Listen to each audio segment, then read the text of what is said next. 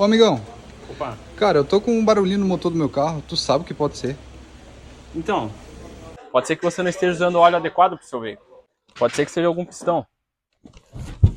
Pode ser um balancinho. Pode ser as válvulas também. Pode ser que seja o tucho também.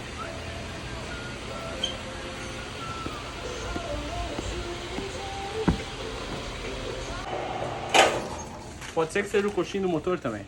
Pode ser que seja o seu motor inteiro também. Ou pode ser que você esteja escutando muita coisa também. Pode ser culpa do seu amigo também.